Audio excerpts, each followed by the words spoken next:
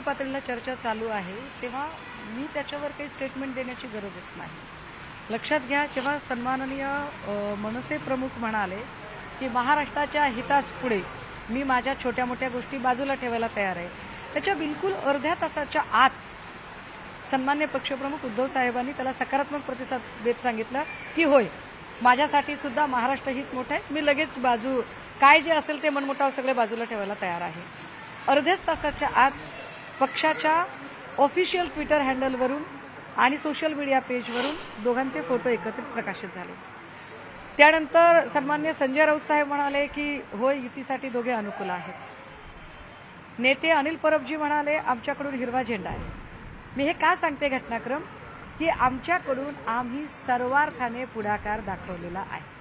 आमच्याकडून आम्ही आमच्या परीने सगळीकडून मैत्रीचा हात पुढे केलेला आहे। वाईस वर्षा माझी विनंती असेल, आपल्या माध्यमातूनही विनंती असेल की जे तिसऱ्या आणि चौथ्या फळीतले जे लोक आहेत, मग ते आमच्याकडचे असतील किंवा ते त्यांच्याकडचे असतील, यांनी अनावश्यक कमेंट करणं टाळावं। जेव्हा दोन नेते वरिष्ठ पातळीला बोलत आहेत आणि त्यांची काही चर्चा होत आहे, मुळात दोघे एकमेकांचे भाऊ आहेत, दोघांकडे एकमेकांचे फोन नंबर आहेत, दोघांनाही जर काही बोलावं